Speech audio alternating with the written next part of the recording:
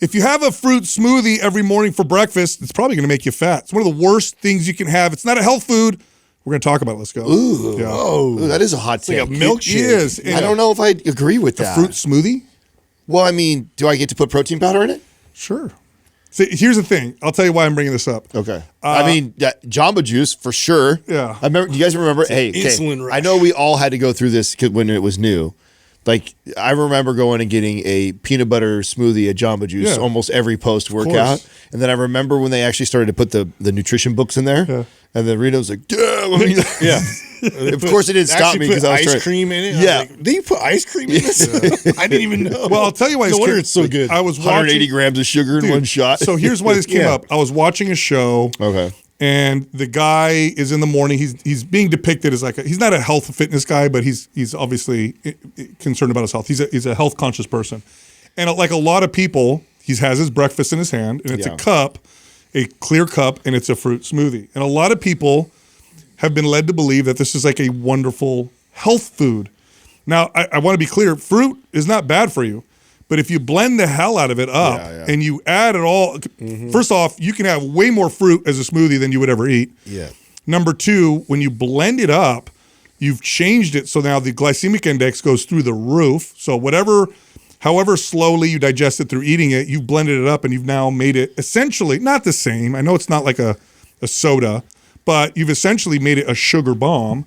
And it's typically very high calorie. Even if you add protein, you've got yourself this kind of really high calorie, low satiety producing glycemic index bomb that you're going to have, and you think it's a health food. That's where the damage is. Quick, yeah. I mean, you're kind of bypassing that whole process your body has of like slowly digesting it and releasing it, and timing wise, so it just like immediately hits your bloodstream. That's right. Well, juicers are really bad. Well, there you go. Because if the amount of like the amount of apples and like that you need to like make a cup of juice or like whatever fruit you're using in there is a lot. So that really concentrate like a juicer.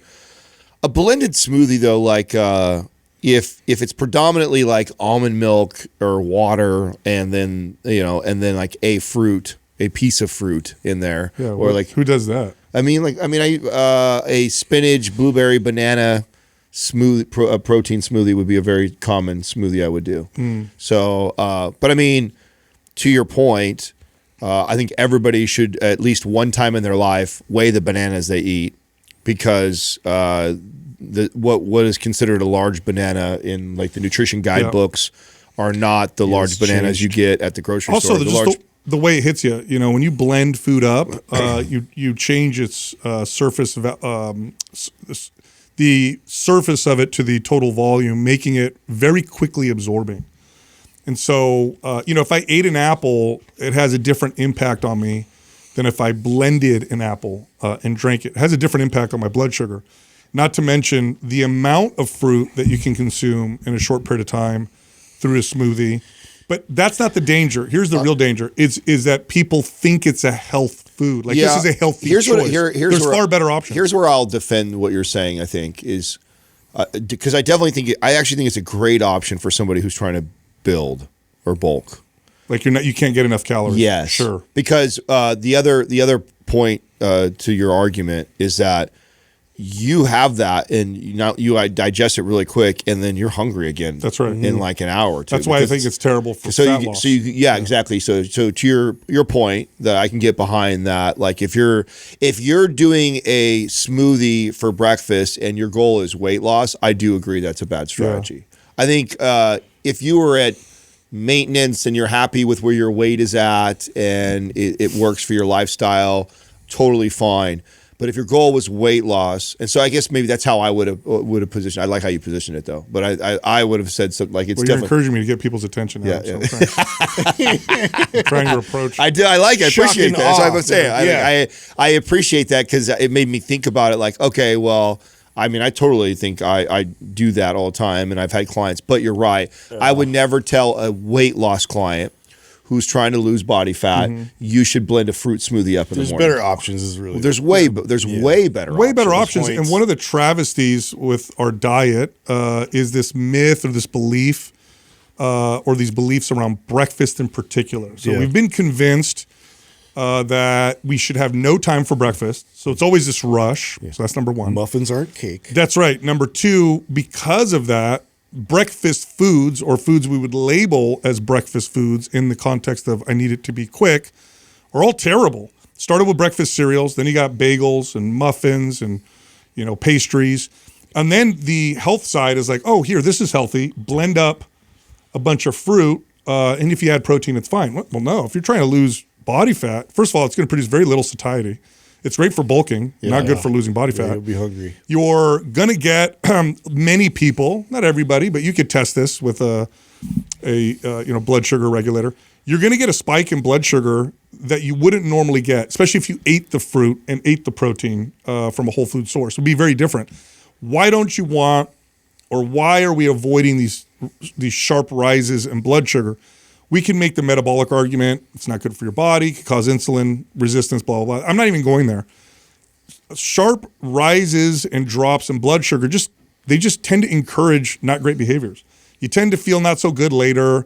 Appetite starts to spike.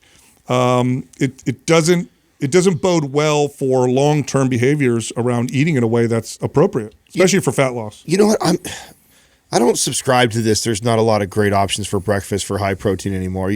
So I'm traveling. I was traveling this last weekend, right? And I went and stayed at a cabin with my cousin and was kind of at the mercy of whatever she was the one cooking for the weekend. And so it is what it is. Now she's health conscious. So my cousin Stephanie, who you know, right? Yeah, love her. So she made for dinner the first night that we were there, these like a healthy ground turkey enchilada dish, so it's still enchiladas, but it's like a healthier version and stuff like that, and made with ground turkey and this like lactose free cheese, and it was really good. And then she made it huge. There was tons of us, so tons of bulk, and so there was leftovers. Man, 4 eggs cracked over that in the morning. Yeah. So amazing. Yeah.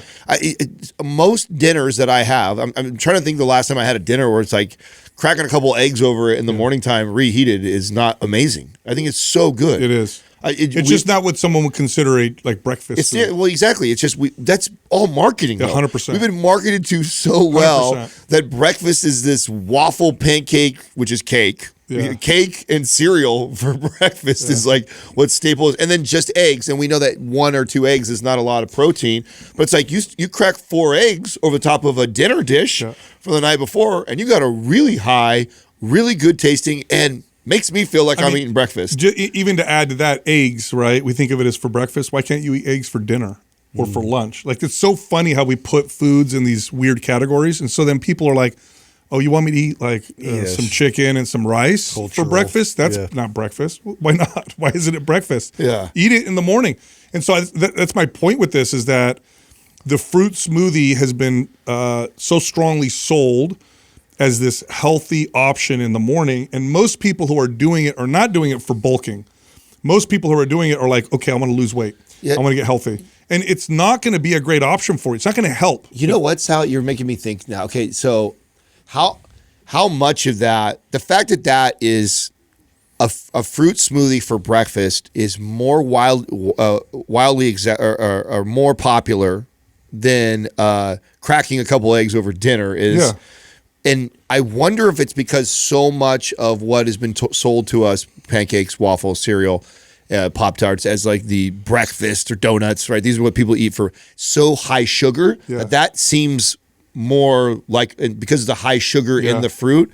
Because what is it that makes you go, that thing that you love for dinner, you don't love for breakfast? Yeah. Mm-hmm. Think about that for a second. Because of the time of the day, that's all cravings and habit shit. 100%. That has nothing to do even with what you like or not like, because you liked it at 8 or 6 p.m. It's all marketing. It goes back to even the food pyramid. It's like it's in that category of like, we got all the whole grains and balanced meal, breakfast. It's all freaking carbs. I think it's like recondition yourself to start eating the stuff that you already love for dinner. Which, for by breakfast. the way, you know what this points to, and this is a great conversation, is it points to the complexity around our relationship around food. Yes. We're not even aware of half of these things. If I gave you a glass of orange juice with dinner, you'd be like, ew. Yeah. Breakfast? Oh yeah. Glass of orange juice. If I gave you turkey stuffing, You know, you're only eating it one day. That's right. A year. That's right. And this is a good thing to examine with yourself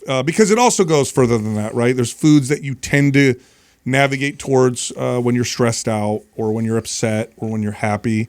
A good example, by the way, I think pizza did a great job of marketing themselves as a breakfast food. It's just cold. Oh, yeah. People have cold slice of pizza in the morning because it was left over from the night before, and that even became a thing. That's funny. But it's a really good thing to examine with your diet because oftentimes this isn't the big thing that's holding you back, but it's part of it, is like, why can't I eat these foods at different times? What are my beliefs around food? What's my relationship like with certain meals to where when I think of breakfast, because that's one of the most challenging meals for clients. Wouldn't you guys agree? Yeah. Oh, yeah. It's always breakfast, 100%. right? That's the most challenging one. And the big challenge around it is exactly this. It's like, what's a breakfast food? Yeah. And I don't have any time. I fit it in that category. My favorite one is I'm rushed in the morning. We also have a brand new MAPS bundle for the month. MAPS Symmetry, MAPS Prime, and the Advanced Training Techniques Guide. All of that is over 50% off. $147 gets you all of it. Go to mapsmarch.com.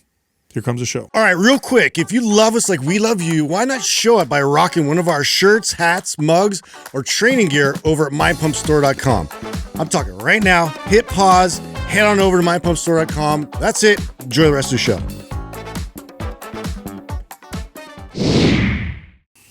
Scrambling eggs takes a grand total of 8 minutes.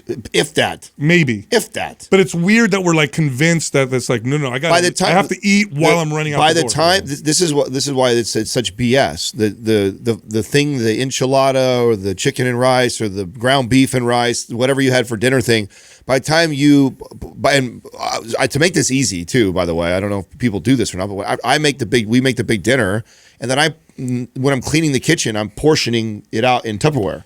So it's fast. So it's already set. Yeah. I literally throw it in my glass thing in the microwave. I hit 230. I crack the eggs over. By the time that thing is done microwaving, the eggs are ready to get thrown on top of that. Yeah. It is not long at all. No. So that idea, a hack for somebody who can't wrap their brain around doing this, or with a client, what I would do. This is another way I love to use this tool. You fast somebody for 24 to 48 hours, and then they start to realize. And then their first meal they get to have is the breakfast dinner. Is the eggs over their steak and name that whatever it is. Watch how good that tastes when you haven't had something for that long, and it's like you need to recondition that or change that relationship with food. There you go. That's how you start doing that. And that's so hard for you to wrap your brain around. And then after you've conditioned yourself, which I've been doing this long enough now that I actually crave that. Mm-hmm. Like that sounds so much better than a bowl of cereal or waffles or pancakes do for breakfast. Is having one of those dinners with some eggs cracked over the top. I'm just thinking of so many things are like toast. Like when would you eat toast aside from breakfast? When would you have you wouldn't. A slice of toast with butter? And I mean, it's really good thing to think about and understand, because I think the key to long-term success with diet is changing your relationship to food. That's really what it boils down to. That's all this is. Because when you have first off, you have to have a complete relationship with food. What I mean by that is, if you grew up in a modern society, which if you're listening to this podcast, the odds are you did, your relationship with food is very narrow. Likely, it's likely this really narrow relationship where it really boils down to, is it the right time to eat this food and is it palatable? That's it. It's really about it. That's how you judge what you need to eat for the most part is, am I going to enjoy eating this thing? You don't have a complete relationship like, how does this affect my digestion or athletic performance or energy? You don't have a complete relationship with it. And I know this because I've trained so many people that when I would have people start paying attention, they started to realize that certain foods that they ate all the time made them feel crummy. Yeah. Like I didn't even realize that the energy crash I had was because I had a bagel every morning. Once I took that out, I felt better. It's really so one of my family members is doing this with diet, and she has eliminated a lot of things out of her diet, and then recently had an oat milk latte from Starbucks, and she texted us and she's like, "This kills my stomach." She's like, "I didn't realize I always had stomach issues, and it was probably this thing I had every day. I just had to take it out for 30 days before I realized it." But once you have a complete relationship, here's the selling point now, so I'm going to sell it to everybody. as your relationship with food becomes more complete, it gets easier to eat healthy. Way easier. It's not like this struggle all the time because you have this better relationship with it. I mean, I think it's hilarious that something that you admit that you like at 6 p.m. at night, you don't at 7. Like that should make you want to inspect that relationship. Yeah. It's like, that's strange. It's not like I'm asking you to eat something that you don't like. I'm like, all I'm saying is the thing that you ate at 7 o'clock that you love to eat, throw 4 eggs over it in the morning time and it's life-changing. And it's just like, and then just do that for a while, recondition like how what you eat in the morning like that. And holy shit, look at this. And it's like, it's so time-saving because you're already making, dinner is the one that I feel like most people, not everybody, but most people consistently make, right? Yeah. If they're going to cook anything. If you're going to cook, because I mean, obviously there's people out there that are like, I don't cook anything. Right? I get that too. But the one meal you like. But the one meal you cook dinner. Okay, so stop cooking just for dinner and double the recipe. Yep. Like double or triple the recipe. And then while you're cleaning the kitchen up, which we have to do, section it off in the cup of rice, the 6 to 8 ounces of meat in your Tupperware, put it in the fridge, and then in the morning when you get up and you're in such a hurry, take the 2 minutes, 30 seconds to put in the microwave and throw the 4 eggs on. And it's so funny. I was just having this conversation, something like along those lines with my wife because I grilled a bunch of chicken thighs yesterday. So I did like meal prep sometimes. I make a bunch of chicken thighs so I have a bunch of ready meals that I can have, when I come to work or whatever. And so she's putting them in Tupperwares for me. And she's like, you're going to eat the same thing? Like, don't you get sick of this? I said, no. I said, first off, I like the taste. It's not bad. It's not like as good as like pizza or something like that. But it's not bad. But it makes me feel good to eat this way, so I enjoy eating it. Now, it's not the only thing I eat. I don't just eat these meals because she makes dinner, so I have something different for dinner. Sometimes I'll have something different for breakfast. But it's my relationship with it is it's enjoyable because it doesn't taste bad, but I like the way it makes me feel. I just came back from LA for a podcast circuit, and I'm very aware. I've been doing this for Mind Pump for a while now, where I go and I'll fly somewhere and do like 3 or 4 shows in a day, which requires a lot of energy, not physical energy, but you have to be mentally sharp, and you go from one place to another, get on, you got to do your thing, and so I'm really, really conscious of how I feel mentally. I'm very aware of which foods I should eat when I'm doing that. And it typically looks like lower carb, higher protein, and I'll have some fiber. So breakfast, normally what I would have would, let's say, steak, eggs, and potatoes. I'll have just some steak and some berries.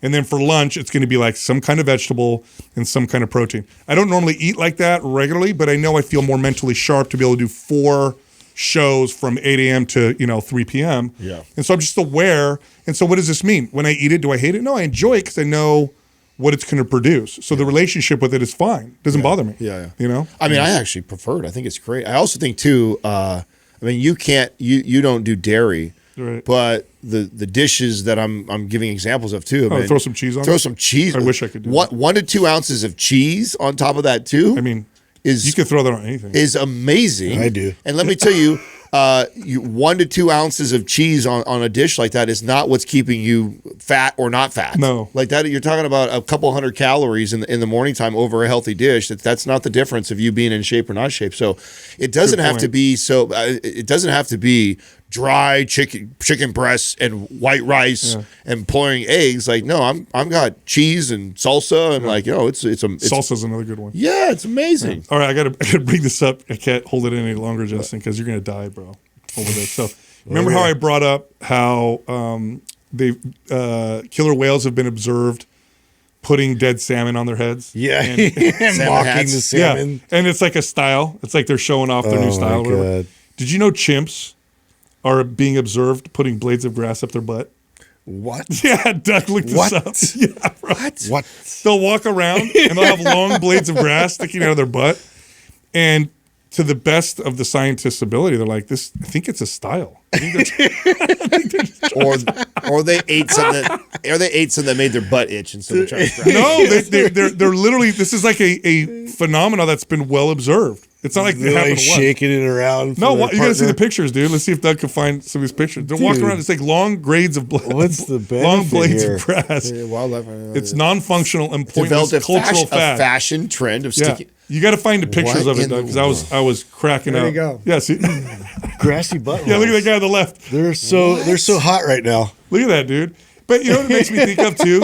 Like we laugh at that. We think they're so ridiculous. Like, come on, everything we wear is ridiculous. I was gonna say this is them mimicking us. They see like women walking around skirts. They're like, this is their version. or of that. super long, super high heels that hurt your feet or whatever.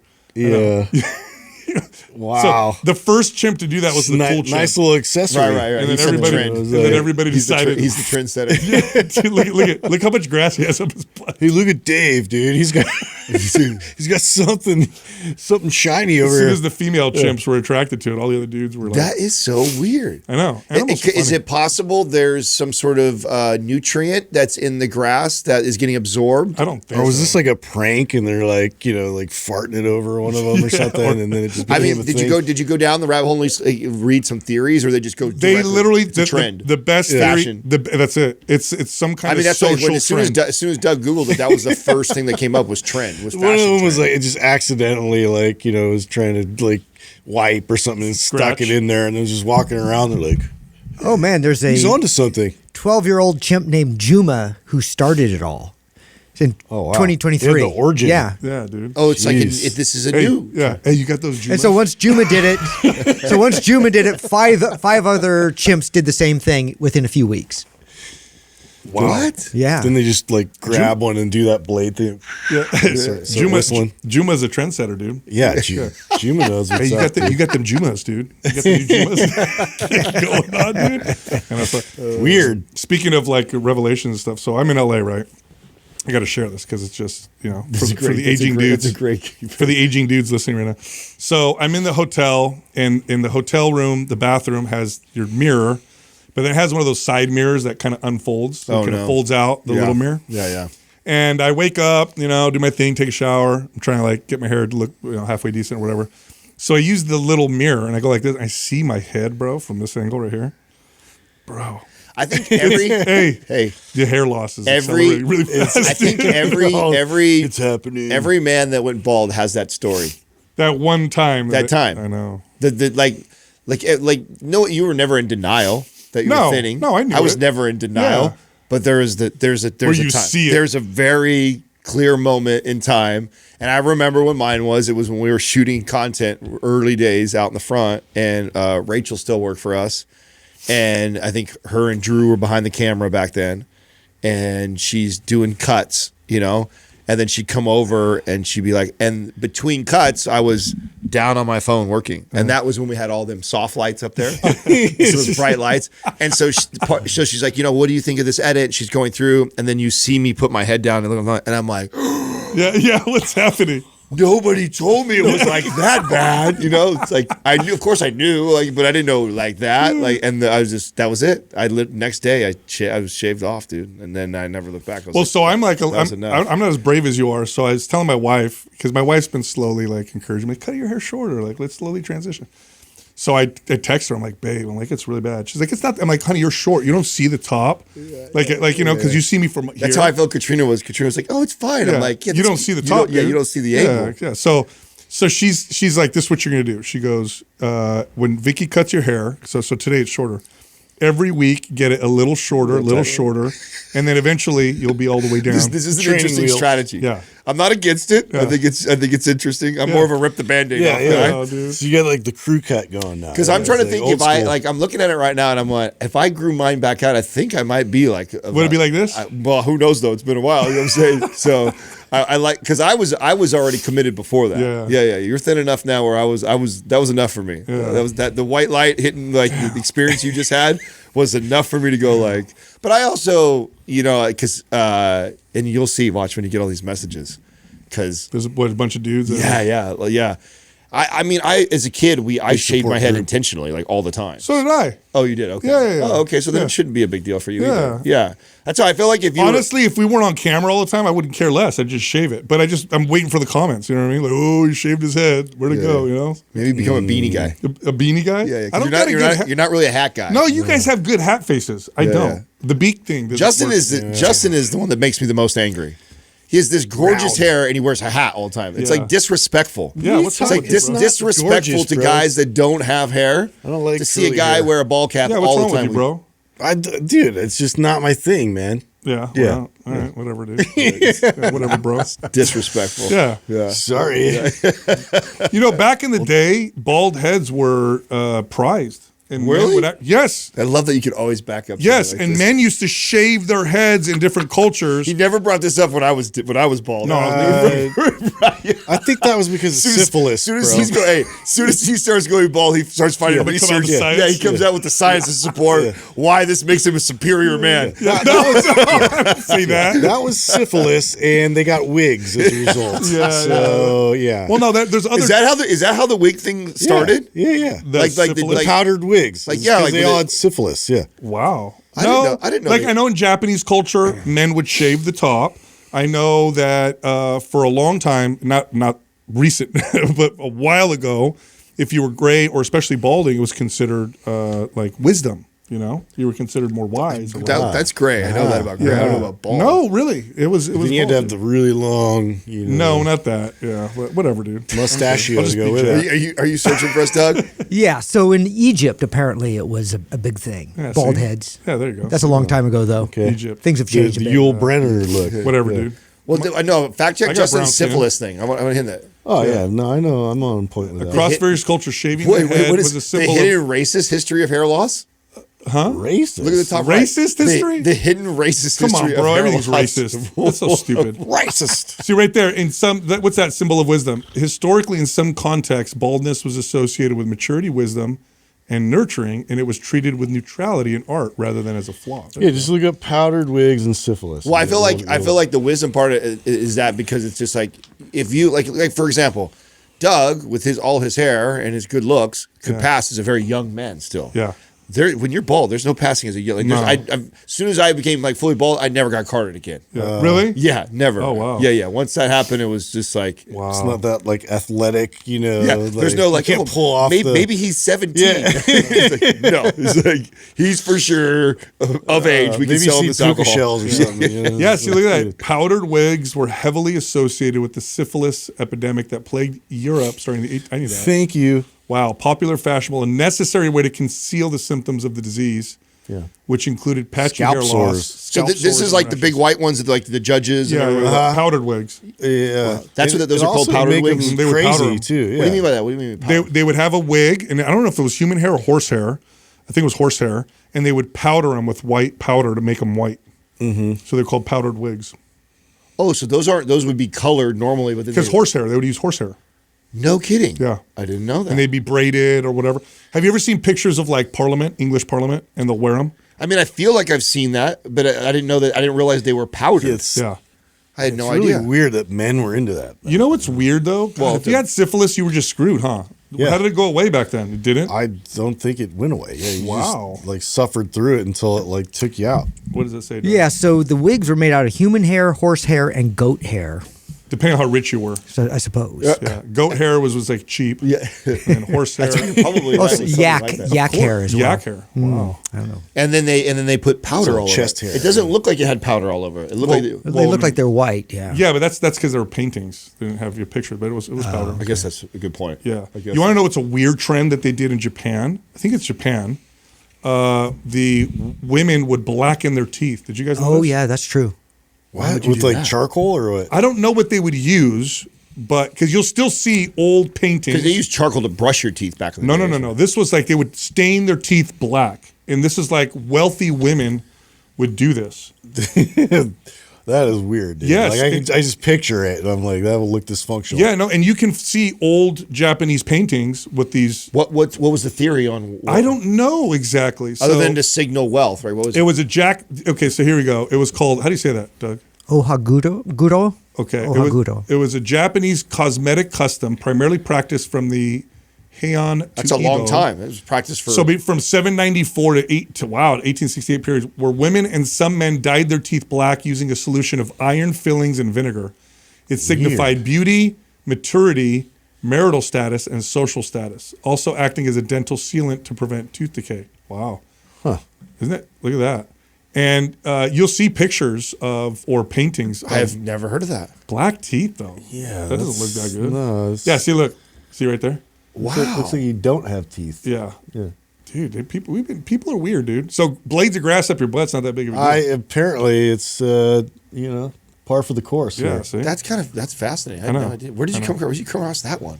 I read it a long time ago. Japanese culture to me has always been very interesting. That's what Doug and I have talked about this before. Did you know that one, Doug? I'd heard it before. Oh, yeah. so you did. Okay. So Doug and I have talked about this before because when we started MAPS, which we still haven't done, we said there was a number. We said once we hit this number, we're going to go to Japan. We never did. We never went to Japan. But I've always wanted to go. I'm sure you passed that number. Way past. Oh yeah, a long time ago. Do you guys remember what the number was? Yeah, I do. I'll tell you off air. Oh, no. Oh, yeah. Yeah. We passed it. Of course. Month 2. No. Yeah, That's when we launched. That's hilarious. Yeah, but I'm still waiting to go. Japan has always been an interesting culture to me because I did judo. I find it fascinating. I love the culture. I love how polite they are. I want to watch respect. a sumo match. I love I think the food is interesting. I've always wanted to go to a sumo match. I want to go to judo. You've done it. Did you? The sumo match when they come over here is really cool. I Right? know. I know it's obviously not. Yeah. There or whatever like that, but that was like really cool. Yeah. Sumo wrestlers over there are like when they do the major sumo match over here. Yeah, that's cool. Yeah, that's Major fun. celebrities, huh? They're major celebrities over there, and I think they have like a big celebration. We turn 40, if I'm not mistaken. It's like a huge birthday. It's like crazy to watch the amount of food they can consume. Yeah. in one sitting. Yeah. Really? Where'd you see that? I've seen the videos. Oh, I don't know. God. Yeah.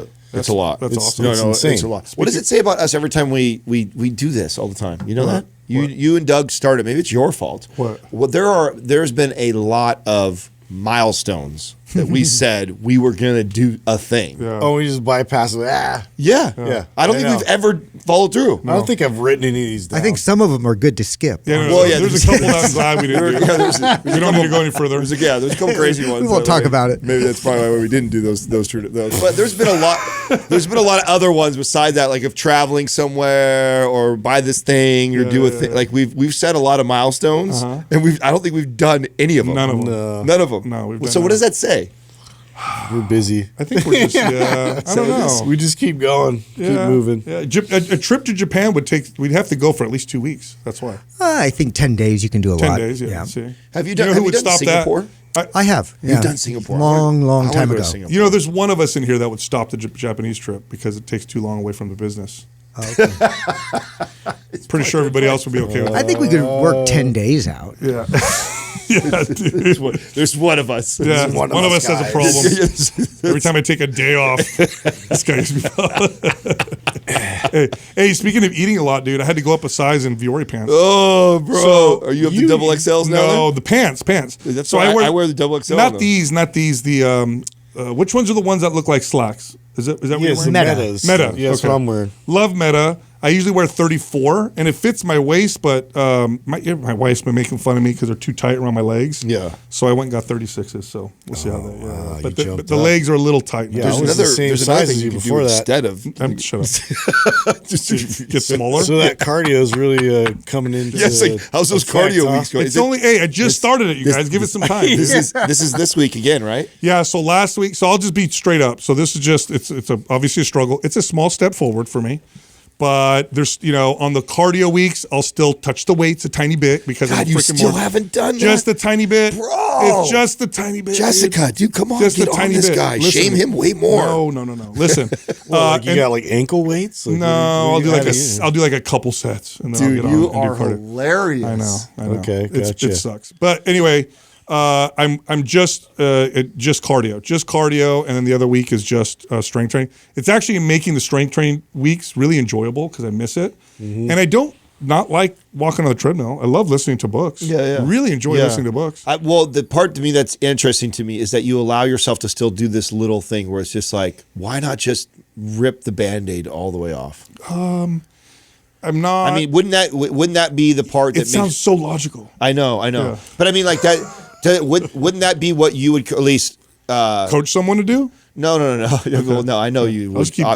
just keep But I digging mean, my like, hole. so how do you do this? So when I set goals with their nutrition, exercise goals with that, like, so in my head, and I'm just curious of how you frame it for yourself. Like, it's not a successful weekend or week until I've done that.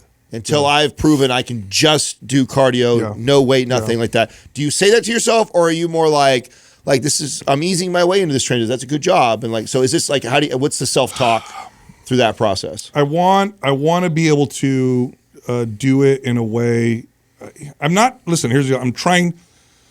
I'm taking small steps because I think if I take too big, which is actually still a big step for me. Okay. So well, obviously just doing a few sets, a few times a week. Has it been scaling down though? Way down. Yeah, way down. Because on the weeks I do cardio, I'll do maybe for the whole week, a grand total of 6 sets. That's not even one workout for me normally. That's like a quarter of a workout normally. So it's still a big scale down, and it's early. I'm early in it. Okay. So I'm just taking it one little step at a time because I know this. I know this about myself. If I go too far, I'll revert back and bounce back. So again, is that like the goal? Like, okay, I'm still progressing.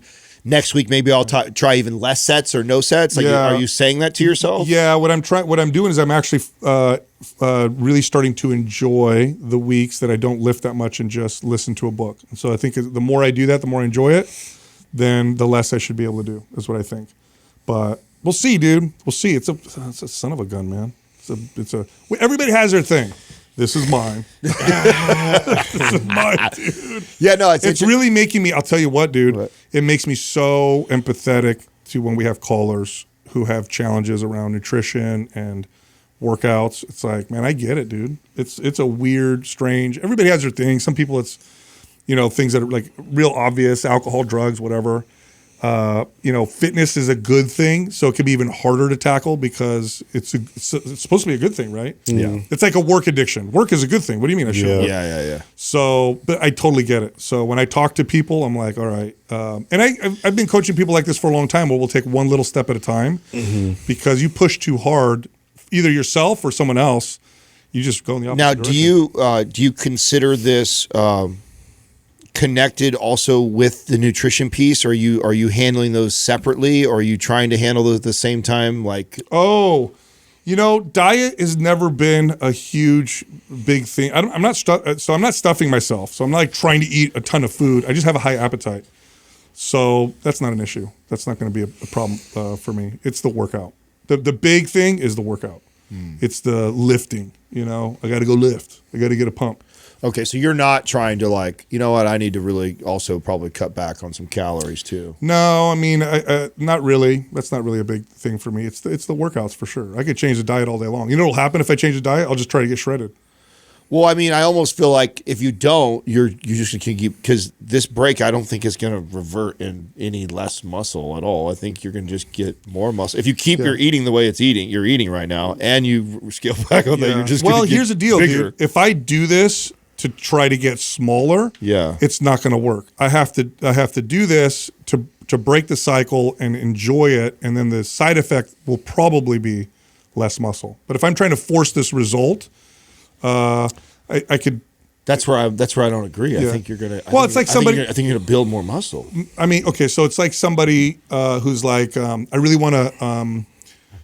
I really want to get in shape, and what do we? I'm really concerned about the way I look, and we just say, look, just try to chase performance, and then let's see how you look. Yeah. So if I just go and try to kind of break the cycle, break the addiction a little bit, break the connection, then however I look is however I look. But if I'm like, I'm going to make myself lose muscle, you know how easily I could twist that into getting shredded? Then it becomes I'm going to get down to 4% body fat type of thing. Yeah. So, and I know myself. Yeah, it's interesting. I know. It's interesting. Pain in the butt. Well, we have today's a big day too. I get Corinne's DEXA scan since we started. So today. So I'm really interested. What do you think? Her calories, she's increased them quite a bit. Oh yeah, a lot. So this is what will I wish that I was out there with her right now, because I'd want to communicate to her, and so she'll get to listen to this afterwards. No matter what the results are, I'm already happy with where we're at. Yeah. So I'm praying that they come back and they don't alarm her in any way, right? Because no matter what, I knew I wanted to go here, and because and last week was a tough week heading into this week, and one of the things that we saw a new number on the scale again that we've never seen, and one of the things that I let her know, I said, hey, just so you know, we're heading to DEXA. I actually had already, before when we first started this, I had a number in my head I wanted to push you all the way up to, and you're still under that. And so, and she was like, "Oh wow, really?" And I'm like, "Yeah." I said, "So you're doing great. Like she's inspiring me, dude. Yeah, she's been very courageous. I've been so impressed with all the things that she's juggling right now too. She does a lot for the business, and she's got a lot of stuff going on, and moving all the way across the country to be over here, and then to also be doing this is just like, she's very strong, very, very strong and tough. And we have not, I anticipated a lot more hard conversations that we would have to have, and so kind of setbacks and like, okay, like let's get back on the horse type of She's been like, whatever I tell her, she's wow. And I've continued like just keep challenging her, and I keep waiting for her to like have that kind of like, okay, it's okay. We'll go back. But she looks so healthy too. She looks so good. Very fit, very healthy. She looks so good right now. Yeah. And everybody keeps coming up and telling me, I'm like, you should tell her that, because I don't know if you guys are telling her that, because I think so too. She does need to hear that. I'm trying not to say anything about her appearance, because I know other people are, and I don't want to add more focus on how she looks. But I see that she's strong. That's it. And she's inspiring me. That's what I'm communicating to her, because really, she was one of the, there's a lot of things that have inspired me, but to see her do that is like, okay, I gotta tackle this. Yeah. So I'm curious. So my guess is, I hope we put on a solid 4, maybe 5 pounds of muscle. Wow. would be really nice. And how long? It's been. What would you say? What was her last when I first? I'll know when I see the dates, but I don't know. Was it 45 days? That sounds about right. Sounds about right. It sounds we're around there. Man, that'd be great. Yeah. I think so. You got to know right away that you jump the calories we've jumped. There's a lot of water going on right now, right? So with this actual scale, but yeah, I think we could have put 4 pounds of muscle on by that time. Incredible. She's hit PR after PR after PR. Yeah. And so this is good to talk about, because what if it didn't come back what if it doesn't come back? We've only put 1 pound of muscle on or something. She still has to go this direction. Right, exactly. And we talk about this on the show a lot too, because it comes in with these weird waves. Like sometimes it's then all of a sudden 2 weeks will go by and she'll put on 4 or 5 pounds. It's not like you add like this perfect, there's this perfect mathematical equation of like being a calorie surplus. Quarter pound every 3 days or whatever. But we know we're doing the right things, because she's hitting PR, she's strong in her workouts, she's like, muscle bellies are getting filled out, like all is good. But I hope, for the sake, for the psychological part, as she's going and building and doing this, that she gets to see great results. Did she get her hormones tested?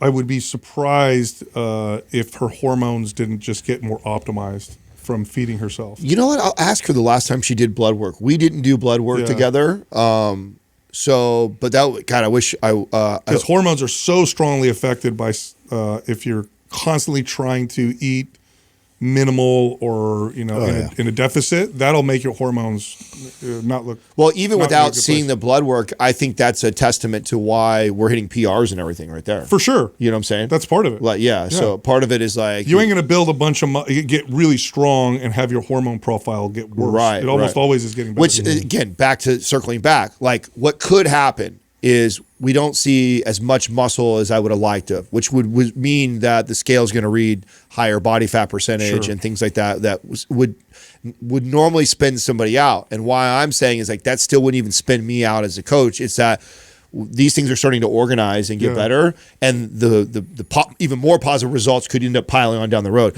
which just highlights again how this happens to people sometimes, where they can get really discouraged. Is like, you're doing the work, you're putting it in, your body's just starting to get healthy, and then you go test again to see where you're at, and then you don't see the results that you want, and you're like, oh, F this, it's not working. It's like, no, you were just starting to really.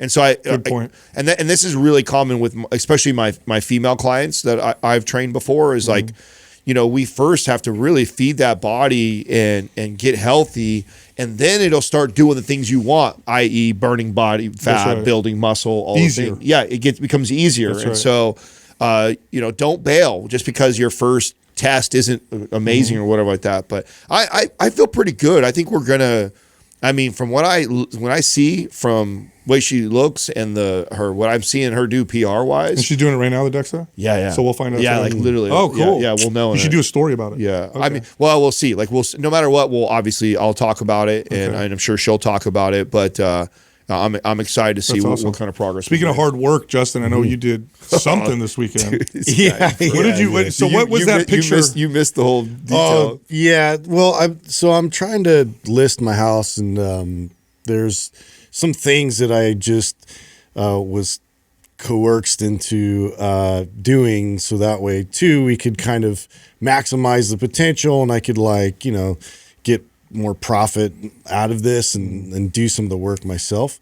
So what do you do? Dude, so whenever you get your septic inspected, you need to dig it out. Oh, I don't know. So so He doesn't know any of this stuff. Yeah, I'm gonna educate you here. Okay, that's where the poop goes, right? Yeah, the poo goes in the tanks. Okay. So there's lids, and they're a lot, like mine had one was 6 foot down, the other was 4 foot. And the thing is, you base this off of a plan, which is drawn up. It was hand drawn. You can go to city records, all this kind of stuff, and we're trying to find better plans for this. And there's literally just a hand drawn, here's the box, arbitrary box here. There's no measurements to go off of based off of where the house is in proximity to the drainage to this.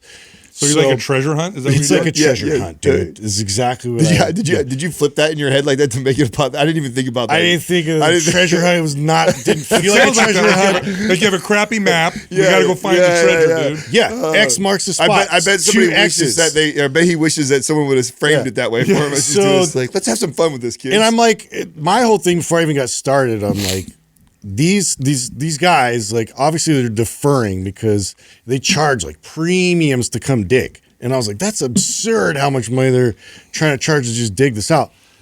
I'm fine, we'll do it.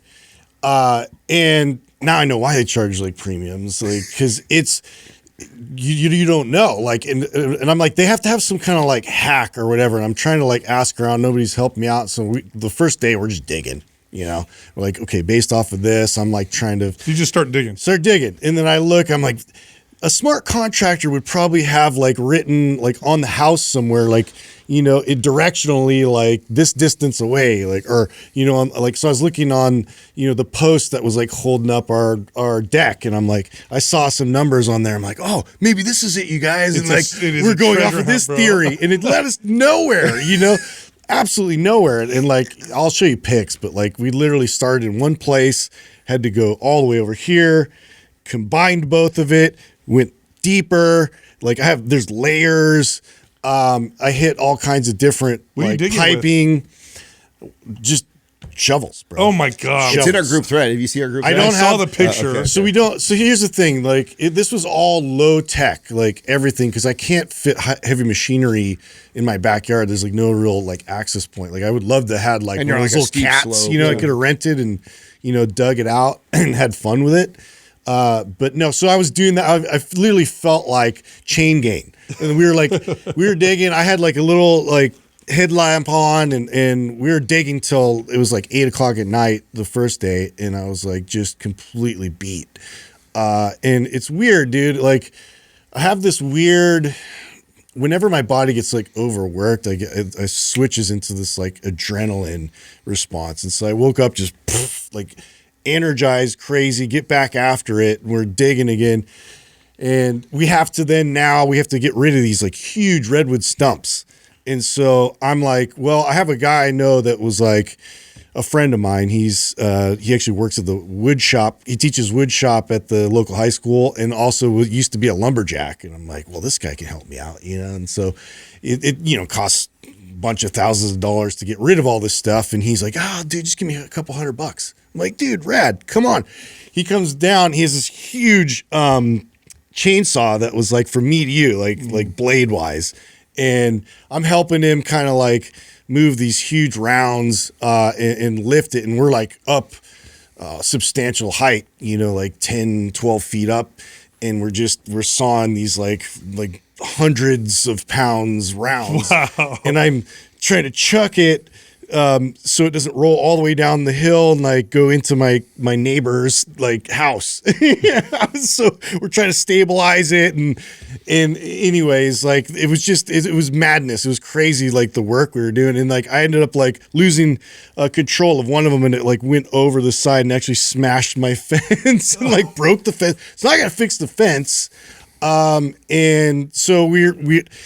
Anyway, he left. He had to go, and so I had to get rid of these rounds. So the only thing I have was like I had a maul, like an axe maul. I don't have like a working chainsaw. I borrowed from my dad, and I'm trying to like get through it. And he gives me one that's just like totally shot, and I'm like trying to look how to fix it. The kids are like really involved, digging and chopping and like moving and like hauling, and so. The benefit of all of this stuff, and I could go on and on, but it was just mad, crazy, hard, grueling work. I haven't done that in I can't even tell you how long it's been, and it just reminds you like, oh my God, this is like where I started. And then I just knew like I can't like sustain this. Like this is unsustainable, and the kids have never done anything that hard. So they were like, yeah, like they're getting like amped about it, taking their shirts off. They're just like, hitting as hard as they can, getting nowhere. It's just like, Dad, look what I did. I'm like, yeah, buddy, yeah. And every now and then they get one. And actually Ethan, he's got a little more mass. So he was like, getting through it. Everett was getting frustrated because I'm like, dude, you're shredded. You don't have mass yet. It's gonna be different. Trust me. But he was doing a great job digging. And did you find it? So we found one lid. We didn't find the other one. So that's still up in the air. I have like 4 rounds left. We split like 12 rounds or so. Bro, can I just say what a good friend you are? Because you didn't ask Adam or Doug to help you. I know better, dude. I know better. You. You know what I mean? Because I'd feel like, I got to go help Justin. But you didn't. You know what I mean? Bro. What a nice guy. Dude, the worst part is I borrow things from people, and it's just been the same process. Like, I should just bought it. Like, I end up getting like faulty things, and then it like it takes away from like daylight. Like, daylight is the currency. Yeah. Like, I need one more day to really complete and finish. So we're gonna have to delay the pictures because my backyard looks like a war zone, dude. It's just sawdust. Like, you guys would have died, dude. I was like stabilizing, and my friend was cutting, and like because it's such a big saw, like the amount of volume of sawdust was just bukkake my face. It was insane, dude. I was so dirty and and I loved it, dude. This weird part of me, I just loved it. And Dylan's back there laughing. You're sadistic, bro. Yeah. But now I'm like, oh my God, I'm so exhausted. I would have. Wow. I would have. How much money did you save? Yeah, 10 grand. Yeah, It better be it's in $100,000. the 20, 30 range. Oh, you think 20, 30? I think so. No, Dude. come on. Okay, so I saw the work, but there's like okay, 10, it's probably 10 for just the removal of these huge trees. That's fair. And then it's at least 5 to 6 for like the digging part. So yeah, you're right. It's probably Like less 15. than I was hoping, but Worth it? for the lesson to give, again, I'm reframing this. Yeah, you have to. I have to reframe this. Like, this is, I wanted them to, I'm always looking for an opportunity for them. Yeah, having to learn 100%. Having 2 boys, hard work. Yeah. even I would probably consider something like this, just for that. Have 2 teenage boys. Yeah. This is a good lesson. I don't want to do this. I can afford to go pay someone to do this, but I'm going to go do this because I think I could see I would do that. I would do that. And I kind of did that as I was going, because I was like very tempted to just like call some people. I'm just like, dude, we need some reinforcements. And then if I didn't have boys, or if I had to do that like right now because my boy's too little to do any of that stuff like that, I would call you guys and I'd tell you, listen, this thing's gonna cost me this much. I need you guys' help to come over here, because then I know Sal would just cut a check. So fast. So fast. How much is it? I'd be like, hey, I need. Hey, I love you, bro. Yeah, exactly. I love you. I'll just pay for it. Yeah, exactly. Hey, so that's how. If you were smart, you would have framed it like that. You would have been like, hey guys, trying to save about 10 grand. I'm How much gonna did do you say, this. bro? Yeah. Here's the money. It was like, I really need your help. I never asked you anything like that. Yeah. So then Sal would feel hella guilty. They asked you, and he's like, hey, bro, I tell you what. You know what? I'll just tell me how much it is. I'm gonna pay someone to do it. 100%. Oh, that's the move. That is the move. That's the move right there. Oh my God, that's brutal, dude. But I bet you were sore. So sore. But then I got up and I sprung. It was so weird, dude. I can't even like explain it completely because it was just like I have this bolt of energy. Even right now, I'm like very energetic. Yeah. I think it's all going to go away. This is where I wish you wore like aura rings and things like that because it'd be kind of cool to like see one what you burned. Yeah, I bet it's crazy how hard you slept because of that. I mean, you felt it. I think that's why because I slept deep and hard. Yeah, dude. deep and hard. And that's the other thing too. It's like you always make like I do have two modes. Yeah, you know, and like I really like hard fucking work. Like I want to do something really hard. Otherwise, I'm like, like the maintenance stuff is like so unmotivating. I've been on this like sleep journey thing. Part of my theory on like I know the sleep routine, all the stuff like that. Why I think it's become because it never felt like it was that important to me before, and we've kind of gone back and forth. Is that just because we were young and resilient? I also think there's another layer to that, and Justin's touching on it right now, that the amount that I used to physically exhaust my body, even like a good hard workout today is still nothing compared to what it was in my mid 20s or even like, exactly. I would not only train hard, I was moving heavy stuff all day. Like you even like you just and being in the sun. Yeah. Physically exhausted myself because it was sunny. On a more regular basis. And I think that has a lot to do because I've already connected already. Like, man, I got to do at least that 10,000 steps, and I need to get that good hard workout in to even think I'm going to get close to decent sleep. If I don't do that, and so I think a lot has to be with like that's part of why I'm not and is tough to get in. Totally. I bet you if I did something like that with you, I would be just what messes me up is sleep. Planes. If I'm on a plane even for an hour, I just feel like crap. Yeah, I don't know why. But what's his name? Scott. When we talked to Scott, he said, I guess the oxygen concentration on the planes is really low. And so he explained that, but I don't know, man. I mean, I am still right now. Last night, I couldn't even get my aura ring off because of how much water I was holding from flying. When I fly, I definitely get all, and that's how I can tell is my aura ring. Did you try the compression socks? No, I didn't do compression socks. I didn't mention his lawn compression socks. Varicose veins. Yeah, dude. Hey, Doug, I got to ask you. You were the first one out of us to do the appointment with Vita Bella. Oh, you did yours? Yeah. How'd it go? It went well. Yeah. I mean, I spoke to the medical professional and basically I was just getting some of the things I already had. Yeah.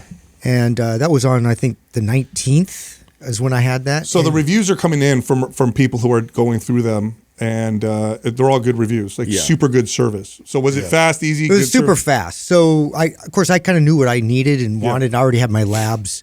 And so it was 19th, which was a Thursday, and everything was shipped out right afterwards and arrived on Tuesday. Wow. Oh, that nice. quick, yeah. Wow. By the way, that's a nice change. By the time this goes live, California should be all set now. Oh. Yeah. That's good. So you can go to mphormones.com and get set up, and then you'll be able to do California. Yeah, so California, and by the way, like he had to move, heaven and earth to try and get through all the red tape of California. I mean, this is why obviously he did before, but did it just because of our show and because we have such a large listener base in California. So just for people to know, what is it monthly? It's like 100 and is it 29, 147? 139.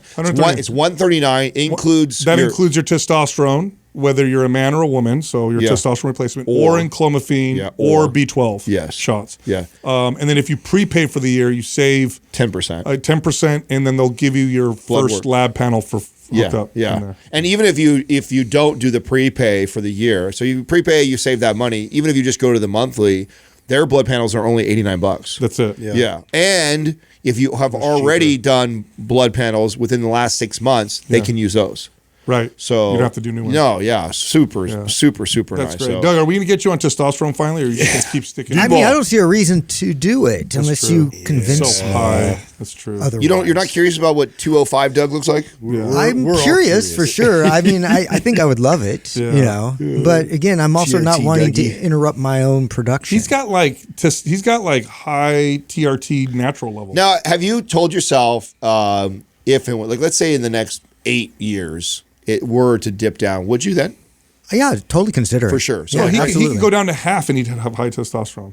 I know, but that's what I mean though. What if it, because you've monitored now consistently for a long time, half would make if he went down half, he would feel like lower. He would feel it. Yeah, I don't know. I mean, last blood test was at like 1,600, and That's his total, dude. and my amazing. I can't remember what my your free free was. is good too, right? My free was good too. Yeah. That was my big concern. I was really working to get my free up. Yeah.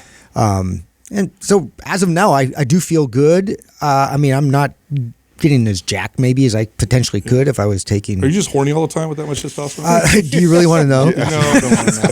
I can only imagine. I'd rather not know. That took a turn. Remember that time? Remember for his birthday? Everybody's talking about nice things about Doug. He's such a great lover. His girlfriend. Everyone said such nice things about Doug. He's a great man. He's a good father. It gets to her. She's like, he's a great lover. Oh my God. Okay. It could be worse things, I guess. Yeah, exactly. There could have been worse things. I mean, if you're a dude, I mean, that's kind of not the bad thing for you get around you. Everyone was. Now everyone knows, Doug. We put on the podcast. Yeah. So they call him Doug the Jug. ButcherBox delivers high quality meats to your door at incredible prices. Grass-fed meat, heritage pork, wild-caught fish. If you like protein, you want the good stuff, you want the healthiest stuff, and you want to save money, you go to ButcherBox. By the way, they have a Mind Pump box. The Mind Pump box is our favorite cuts of meat, which includes ribeyes, bone-in chicken thighs, premium steak tips, baby back ribs, the gluten-free chicken nuggets, those are amazing, and flat iron steaks. If you go to butcherbox.com/Mind Pump, you'll get yourself a hookup. New users will get their choice between free chicken breast for a year or shrimp for a year or ground beef for life. All of that. Butcherbox.com/Mind Pump. Back to this segment of the podcast is brought to you by Mind Pump Fitness Coaching. This is the #1 course that teaches trainers and coaches how to build sustainable 6-figure plus businesses and careers in fitness. Look, it's roundtable based, so you can hear Adam, Justin, and myself teaching you how to build a better business, get more leads, close more deals, close bigger deals, and be more effective trainers. By the way, our course is nationally recognized. In fact, it gives you 1.9 CEUs with or for your NASM certification. Find out more at mindpumpfitnesscoaching.com. Our first caller is Charles from New Jersey. I'm glad to be on here. I really appreciate all you guys do. I know you guys hear that all the time, but there was kind of a screenshot of like in 2022, I was like in the throes of active addiction and alcoholism, and God came and Jesus came and saved me out of that. And ever since then, my life has just gone in the right direction. And I appreciate you guys having Rock Recovery on and stuff like that, because it ties together like this faith fellowship type of vibe that you guys have, which I think separates you from, any other, podcast out there that speaks about fitness. So I really appreciate that. Thanks, man. Thank you. Praise God, man. Appreciate Yeah. that. That's awesome. How can we help you, brother? Awesome. So right now, I'm working out with, he's actually the pastor of my church, and we work out at my house in the mornings. I have a little gym set up. I have a squat rack. I have it's all Olympic, like proper gear, a dip bar. Anyway, so you gave me strong last time I was on, so I really appreciate that. So we do strong in the winter time to bulk, and then we do anabolic in the fall, and then we do aesthetic in the spring into the summer. Okay. So my question is, like, where do I go to kind of fill in that gap between the three? Like, there's kind of looking at it like almost quarterly, like run this program. Which one should I squeeze in there now to kind of fulfill, like, close the circle? Symmetry or performance. That's it. Symmetry or performance. Either one of those would be perfect. Perfect additions. They would be very complementary. What you have with Strong's got some decent functionality, but it is somewhat sagittal plane focused. Yeah. Maps Anabolic, very sagittal plane, aesthetic, very bodybuilder focused. And so symmetry or performance would help fill the gaps. It would help with lateral stability, unilateral strength. It would really help bolster your joints. Yep. So if you want more of an athletic lean, you would go with performance. If you want more still kind of that strength training bodybuilding lean, then you would go symmetry. But either one of them would be a great addition. So you pick. I'll send you which one you want, bro. Heck yeah. Symmetry would be awesome. I really appreciate that. Yeah, you know, the whole program like has really given me a lot of like, not in my life, it's given me the structure that I was lacking. And I feel like the MAPS programs give that structure and that the videos and all those things. So, you know, you guys do a great job, and I truly appreciate all that you guys do. Yeah, Charles, I'm reading in your question too here. It says you gained 15 pounds of muscle using MAP Strong. Tell me about that. So I went from so Strong. I really bulked. I was eating a lot of whole foods, tons of protein, tons of carbs and protein and calories. And then I went from, I was like on a bench, like I was benching, like I could do 225 like 3 times.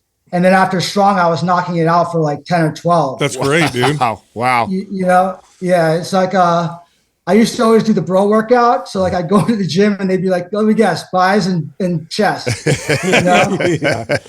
And now because of like, you know, the programs I have really like it's well-rounded me like in my fitness journey. So that's awesome. Yeah, so symmetry sounds great. That's like that year of programming you're set, dude. Is such a beautiful mix of training. You're set. Yeah. You get really good results with that combination. Yeah, For sure. Awesome. Well, I appreciate you guys having me on. Thank you so much for everything you guys do again. And I'll look out for symmetry, and then I'll get working on that. And I'll let you know how it goes. You got it, man. Appreciate that, Charles. Yeah, appreciate you calling in, Keep us brother. updated, man. Thank you, dude. Awesome. Thanks, guys. Take it Thank easy. you. That's great. Oh, Yeah. that's a lot of strength and muscle. Especially, I mean, he's not a 20-year-old kid who just started No. lifting. You know, probably been lifting most of his life, and And by the way, he said a little bit on his question, but he sends in an email, so people send an email, and you can read. You know, as I'm reading his email, I mean, he's a recovering addict. yeah. He had really bad issues with alcohol, and now here he is, like working out, sober. Turned it all around. You know, he's got a strong faith, just incredible transformation. And I just want to, give fitness is such a great vehicle. Yeah, for growth. It's such a great way to help someone move away from some of those unhealthy addictions. You could always do, fitness wrong too, but as a vehicle for improving your mental health, for giving you discipline and structure, your physical health. Oh, it's the core of everything. It's amazing. Yeah. Our next caller is Rob from New Jersey. What's up, Rob? How you doing, What's Rob? happening?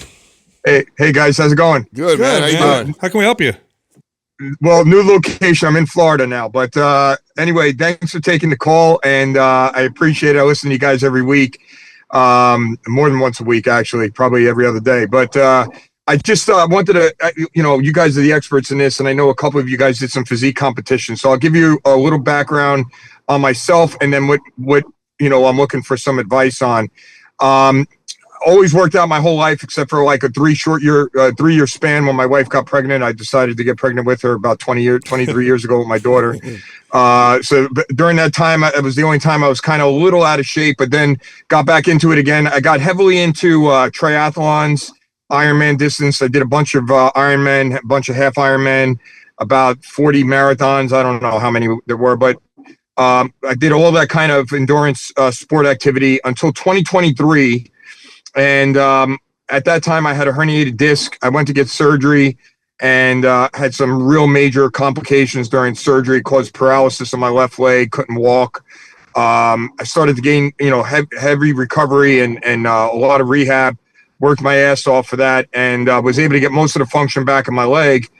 And just have like weakness now in like the support muscles of the leg, like the ankle area. So if I run and I'm on uneven surface, I could fall over. So I decided to obviously stop doing triathlon and marathons and got into physique training for shows. And I also on the side do Brazilian jiu-jitsu. I know I don't remember which one of you guys do it, but I know one of you guys do it. So I do that as well. I've been doing that for 20 years. I'm should be a black belt by now, but with all my injuries, I stopped a couple of times, so I'm a brown belt. And so I do that. And I'm training for shows. I did about 6 shows, and this is where my issue is. I am very tight on my diet, very, very disciplined on my workouts. I don't miss a day, probably even I don't follow my own guidance to people because I do some personal training and coaching on the side myself. I never take any days off, but I take muscle groups off. My diet's really tight for the shows. Last show, I went in with a really, really good package. I was 2.8% body fat. I did it on 3 in-body machines. It was like 0.1 plus or minus, and I was 168 pounds. Off season, I'm about 185. I have a coach. My coach, I had a coach in New Jersey when I was there. I'm trying to find a coach in Florida, which I think I found one. He wants me to get up to like 200 pounds and get to like 185 for my next show. But my issue is I can't get away from second place. I'm 51 and I'm in the 50 and older group. I go down in the 40 and older group too. So I do both, and I do like usually a novice or an open or something like that. The last show I was in, I had a pretty stacked 40 and over group. It was like 15 guys in there, and I came in second. And then the 50 and older, I came in second again. And the shows I did before that, I'm like third, second, whatever, somewhere in that ballpark. My problem is I think I'm fit. I had the fitness that the show is requiring, but I don't have the size. And I'm struggling with putting size on. And I have enough awareness to know that I have a little dysmorphia when it comes down to getting a little belly fat when you're trying to put on size. But I just wanted to get your guys' input on, maybe I should change up my program. I guess every coach needs a coach, right? So maybe I should change my program. Maybe I need to do something a little different with my diet. And I just wanted to get your insight on that. I have a lot of thoughts. First of all, taking second is incredible. Okay. So that's first and foremost amongst everything that you do, right? I mean, you're full-time work, kicking ass, jiu-jitsu, and you still have the ability to get up on stage and finish in the top 5 is impressive as shit. Second, you have to know by now, if you've been doing this enough times, there's a lot of politics in shows too. So it's not always the best physique technically takes first place. A lot of times it's the guy who's being coached by the guy who sponsors the show and gives the most money to make sure that show keeps operating. So there's a lot of bullshit and politics in bodybuilding, as you probably know. If you don't know, there is. So, and if you're not part of the clique, it's tough to take first place no matter how great of a physique you present. So that all aside, because I do agree with your coach. What I tell all of my competitors, shows are won in the off season. What you bring to the stage, it isn't where it wins the show. That's what reveals the hard work from the off season. And so I do kind of agree with it. Whether the poundage that he's saying is exactly right, but you got to gain. If we're going to show up with a bigger full, especially if the judges, that's their feedback is you're a little smaller than the other guy, and we need to put and that is all done in the off season. Is can you put enough size on in the off season that when we get ready to cut for the show, we have the biggest version of you to reveal. It's not done, and it's not your cut. It's not a lack of your diet. It's not a lack of your discipline to get down to 3%, which you obviously can do all that. It's can you work through the mental part of putting on, and you're going to have to carry a little bit of body fat to put on that kind of size. Like staying lean and putting 20 pounds of muscle on is nearly impossible. So you're going to have to eat to get big and most likely not move as much as you move in order to kind of put that size on. And that's where the show is won. The show is won in what you can do in the off season to get ready for the next show.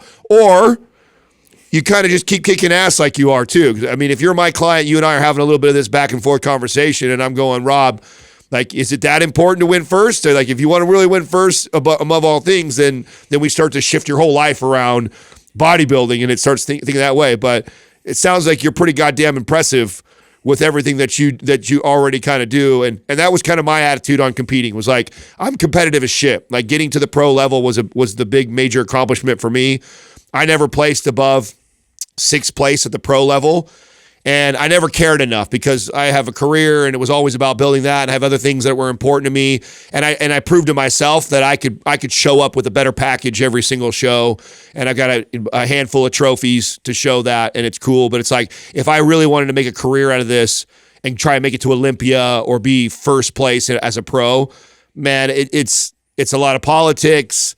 It's a lot of sacrificing everything else in your life. And I don't know, sounds like you're kicking ass pretty good, dude. So that's kind of all my thoughts. So I'd like to hear what you think from hearing that.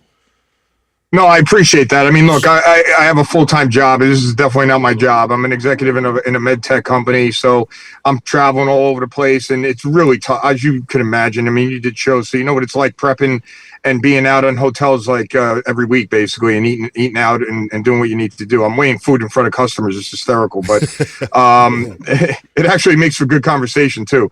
But nevertheless, I my goal, because I'm obviously a very competitive person. I've been in competitions my whole life.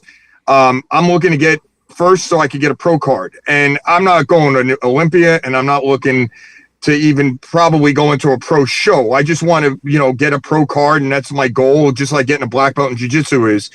The question that I have is, do you think there's a program that I should be doing, training differently than I'm training now? I guess yes. Food wise, yes. Okay, yeah. So like what just hearing kind of your breakdown of who you are, like, and obviously if we were coaching, I would get even more detail.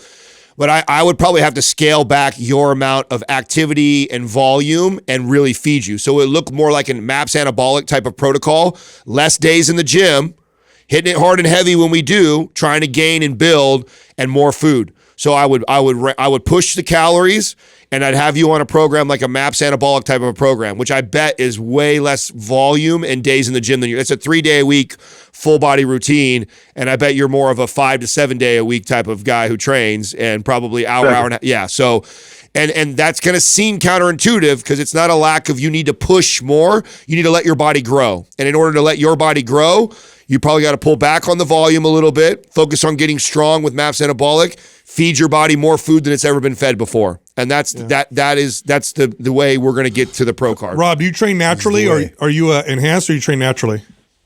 No, I'm natural. I'm not. Well, that's the other problem I have. Yeah. I take. Well, I wouldn't say natural totally. I had very, very low testosterone levels when I was doing triathlon because I was a fanatic about eating fats. So I just ate a lot of carbs and protein, and then I did 20 plus hours a week on a bike, and I think it kind of damaged my goods down there a little bit. And when I went to go and get my testosterone checked, it was 160. Yeah. So I've been on TRT since I was 35. Okay. At regular levels. Like I think I just got it tested. I'm like 450, 480, something like that. So it's not like I'm pumping in 1200 on my test, but I go into these shows and these dudes are no question, because I can't go into a natural show being on testosterone. Right. These guys are definitely enhanced. Well, the reason why I asked you that, Rob, is gaining, because if you go from you compete at 168 to come back at 182, that's a lot of lean body mass to gain, which is tough to do with TRT levels of testosterone and your age and all that stuff. Now, I do agree with Adam, reducing the volume, increasing calories. That's the protocol. Now, here's the other thing, though. You probably have an incredible recovery ability and tolerance considering your background to be able to compete in as many Ironmans and half marathon and half Ironmans. For people who aren't aware, an Ironman is a marathon plus plus a lot of cycling, a lot of swimming. So. If to be able to do that as often as you did, you probably have a really exceptional ability to recover. So the program that I think that you would do well with would be MAPS Anabolic Advanced. So it's higher than MAPS Anabolic. You're in the gym about 4 days a week.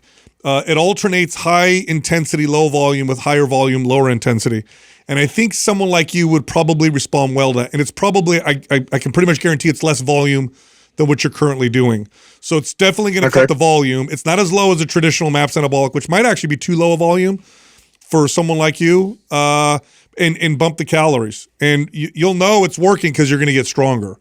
But gaining 12 to 15 pounds of lean body mass at this stage, that's a big one. Well, I think we could put on 5 to 6 pounds of lean body mass by the time you hit stage. It's just going to take us some time. I'd be happy. It's going to take us what you don't want to do, and I don't know if you've already done this or not, but like I tell my competitors, like we don't pick a show yet. Like we go in the off season, let's go build, let's go focus. Because this could take 3 months, could take 6 months, could take 9 months. But let's agree that we're going to go build and put some size on you that you've never seen before. And then we'll nail down a show. What a mistake a lot of competitors do is they go, oh, this works in my calendar. I'm gonna train. I'm gonna take that show August 16th. And then you start trying to put it all together now. It's like, no, let's go focus on your off season. Let's go build. And that could, depending on how well you can get them calories up, how well you respond to MAPS Anabolic Advance, that will dictate if I was coaching you on when we decide to take a show to get cut. What do your calories look like in the off season? So I'm supposed to be at 3,300 a day right now, and I'm barely getting in 2,500. Yeah, no way. Just because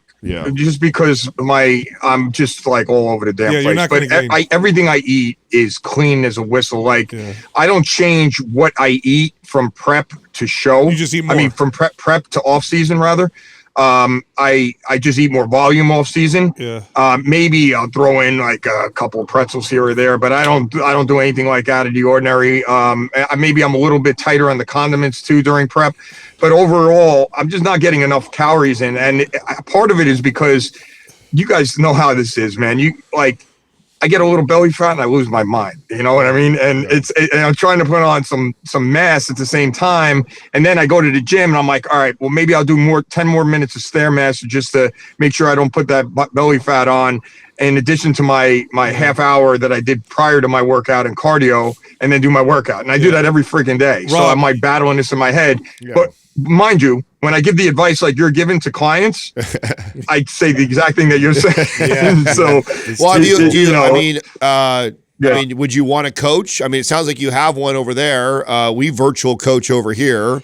Do you think that would help, having somebody who's kind of just staying on top of the diet and kind of steering it for you? I mean, yeah, I wouldn't mind, especially somebody that's been doing this kind of stuff before that knows how to deal with, somebody that has a little bit of a mental struggle like me with this. All right. We'll have somebody call you. But, MAPS Anabolic Advanced, hit consistent calorie targets. You'll gain muscle on that. Yeah, for sure. But without, 2,500 calories. A guy like you, you're just gonna maintain. The hard part's gonna be the mental part, Rob. I can tell already. You're a disciplined guy. You have that work ethic and all that stuff like that. It's gonna be letting go of the body fat percentage going up a little bit. You have the tools to get it back anytime you want, so you're not gonna get fat. Okay, you're gonna go up to 12, maybe 13, percent body fat. That's not crazy. You can get right back down easily, but that will bode well with building. If you're too lean, it's really hard to put on just lean body mass. Like so you got to let yourself soften up a little bit to put on some good size. And again, I don't know if I agreed exactly with the number the guy threw at you, but the show's one in the off season. Can you and I go put on 20 pounds on the scale, be okay with a couple percent body fat going up, but then look at each other and go like, oh yeah, you're eating 3,500 calories, you're strong, you see PRs in the gym, you're hitting, like, that's what I'm looking for before you and I go, let's get ready for a cut for the show. So okay, yeah, that makes sense. Yeah, I'll have someone call you and see if we can help you out through this process, and we'll also send over an Anabolic Advance for you, bro. That'll be awesome, man. Thank you, guys. You guys do great work. I appreciate it. Thank you, listening. Thanks, Rob. Take it easy. So for people listening, because how many Ironmans? Franco's brother. He did 5. He did 5 Ironmans. I don't know. Have you guys ever trained an Ironman athlete? Yeah. Okay. Yeah. He did 5 Ironmans, 15 half. That's insane. Ironmans. Yeah. This is what an Ironman competition is. I had to look it up just to be sure. It's a 2.4 mile swim, plus a 112 mile bike ride, and then you run a marathon. And then you run a marathon. That's the competition. A lot of chafing. Yeah. So now, in order to be able to do all that, crazy training, consistency, diet, there's a level of genetics there. I think the guy probably recovers really, really well. Yeah. Which is why I had him do something with higher volume. But I can guarantee you right now, the amount of volume that he's probably training is probably insane. Oh, I knew right away. I can just tell. I mean, he's also runs a Fortune 50 company. He's a jiu-jitsu. He's a killer in business. He's a killer on the jiu-jitsu mat. Without even see, because I can't see him, right? We can't see a picture of what he looks like and stuff like that. I just know this dude is way overtrained, way overdoes all of it, and that's going to be the hardest part for him. I mean, telling him to come down to a MAPS Anabolic or even an Anabolic Advance is going to feel like a quarter of the workouts Yeah. that he does. Yep. It's gonna be unnerving for him. Then telling him that he's at 2,500 calories, you need to be more like 3,500 plus calories is going to feel so extreme and different. Yep. But it's the only path. And again, repeat what I said to him. Shows are won in the off season. It is not the prep. It is not the getting ready for stage like everybody thinks. It's what you build and what you do in the off season. All the prep is revealing the work. You don't build no muscle in prep. Yeah. You literally you carve away the body fat and you show what you did in the off season.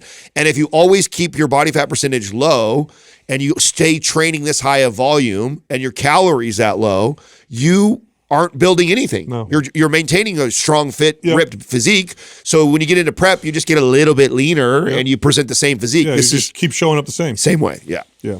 Our next caller is Lucy from Virginia. Hi, Lucy. Hi. Thank you guys so much for taking my call. I really appreciate it. How can we help you? I think I have a programming question. Okay. 4 months ago, November 2025, I had my third total hip replacement surgery. For reasons that are now very obvious to me, I was overdoing it with my yoga, and in May of 2025, almost dislocated and ultimately ended up cracking my hip replacement during yoga class. Because the surgery was a repair of an existing replacement, they had to use posterior entry rather than anterior, which my first two were anterior. And with a posterior approach, my surgeon has me on a 1-year limitation of movement, which would include no more than a 90-degree hip, trunk to leg angle, no crossing my legs, and no picking up anything over 20 pounds. So starting in December, I ran your MAP span program all the way through and loved it. I'm now running MAP suspension and also love that. Those are both perfect because I don't have to pick up anything over 20 pounds, but I'm still getting great resance. Awesome. Good I'm actually making progress. All right. Great job. I'm sore from yesterday. But my question is, what's next? I have until November, so about 9 months of these limitations. Should I just cycle back and forth in between these two programs? Is there another program or style of programming that you would recommend, like isometrics, or maybe run a traditional program like anabolic with light weights? For context, I will be 50 years old later this year, 5'3", 120 pounds, and a former professional ballerina, runner, and competitive yoga athlete, all of which led to the 3 total hip replacements. I promise I'm now off of all of that because I can't do it anymore, physically or mentally, really. As you know, sometimes God whispers and sometimes she shouts. This was as loud of a shout as I possibly could have heard without doing any detrimental harm. So I'm so thankful I was finally forced to listen. So any help would be great. You can shout at me now. Yeah, no shouting. I thought you were in your 20s. Yeah, you're 50. By the way. We're all tripping out on that right now. So Lucy, so here's what's going to happen. If you do everything right, you're going to reach a point where you feel like you could start going way beyond, and you're gonna have to fight that because of the hip replacement. Keep your range of motion within the realms of what they recommend, and you can strengthen within there. Yep. And don't push outside of that. You could totally strengthen within there. I think MAP Starter is a good program. Yeah. Okay. And isometrics are also great. Our program MAP Symmetry has 2 weeks of isometrics. Yeah. The 2 weeks of isometrics I think would be beneficial even right now. But Starter would be the next program that you could totally do. You can also. Yes. The starter has like reps to tension. So like really take advantage of that with the timing and the tempo, and then emphasize those moments where you're squeezing at the top of the rep. So you can infuse a bit of more isometric focus in that program because I know the weights are going to be a little lighter than, because we got to keep it under control. That's the direction I was going to go actually with your original is, should I just rotate to those two? You can start to create isometrics in those two, in the bands and the suspension trainer too. Mm-hmm. So like nothing stops you from let's say you're doing a suspension push-up, holding at the bottom for 2 or 3 seconds, or holding just with your elbow slightly bent so you can kind of create like a new stimulus because you've already ran through it. The next time you run through it, you can do things like that, and that'll help build strength also. So run it the way it's laid out, but then add an isometric component to each set, which would be a great way to kind of manipulate that program a little bit. So that's also an option. So you can play with the suspension and the bands also. I think starter is a great, and like Sal said, that's the biggest key is going to be, because at one point you'll be cleared of like, hey, you're good to go. You're going to be tempted to want to do too much, so long as you stay in that range of motion. And I've had clients where that we don't squat past 90 degrees, but we've gotten really strong within that 90 degrees, and box built squats are great for built that a as well. lot of great lower body muscle and feel great. And so you're on the right track. when you look at hip replacement, artificial hip, artificial joints, they're limited in the range of motion. So it's different than what your natural hip would be. And so you probably have really good extensibility through your yoga, ballet. And so your tendency is going to be to challenge ranges of motion, because that's what you know. But these joints are not made to do that. What happens when you challenge the range of motion is now it rests on this artificial joint, and they're just not made to be able to do that. And so regardless of how you feel, stay when it comes to the lower body, stay within the range of motion, and you'll do plenty great with that. You'll gain good strength. You'll feel good. You're not going to feel limited.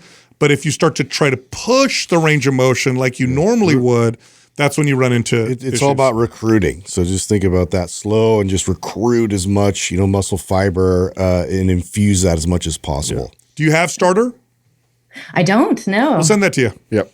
Thank you so much. Yeah. I should say also I'm working with Dr. Brink through all of this. Wonderful. Awesome. Well, you're For good. that, You're in good hands. like you said, for that very reason, because 1 year isn't some magical number, I assume. So it's not like at 1 year I'm all of a sudden now I'm able to squat to the floor. So he's helping me kind of get the PT part. Good. Awesome.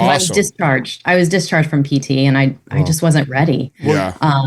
So I wanted to work with him, and he's just great. I want everyone to work with him. He's the just- best. Oh, you're in the I'm best so hands. glad you are. Yeah. Well, now that you're best working with hands. him, I'm like, just do what he tells Yeah, you. exactly. Yeah. We'll go ahead and step out. Yeah, no, he's No. he's the best. Not at all. No, I want all of you on my team. Well, you got all of us. I mean, that, and For sure. he knows all the programs too. So if you tell him that the guys gave me starter and you use that with what he's doing with you, you're good. You're in the best hands you can be in. Totally. Absolutely. So, in fact, I'd love to hear back from you a while down. Let's check back in with us a few months down the road. Love to hear where you're at. I will. Thank you. For the isometrics, I seem to remember you guys talking about that they stop working after like 2 or 3 weeks. Is there a reason to do No. the 2 weeks and then come back to it? No. So when we talk about that, what we're talking about are the strength gains are really rapid in 2 weeks, but you continue to get results from isometrics, especially when you put them in a program that includes traditional repetitions. Yeah. So it's not like they're a waste of time. They're great. Okay. No. But when we look It's at just the data, mentally challenging for people to do them for a long period of time, Also- I think, for the most part. yeah, but isometrics are wonderful for you. Will always be wonderful for you. Yeah. You can progressively get more strength, by continuing it for sure. Okay, terrific. Well, everything right now is wonderful, so I'll do them. I'll do them for the next 9 months. So Good. as long as, this is I'm trying to rebuild physically and mentally from this injury. So this is very, very, so I'll use the isometrics as long as they're far might be productive. good, too. You're in great hands. Okay. Great Thank you hands. so much. Yeah. You got it. All right. All right. you Bye-bye. I wish he opened with them with Brink. He's better than we are. Yeah, he's a champion.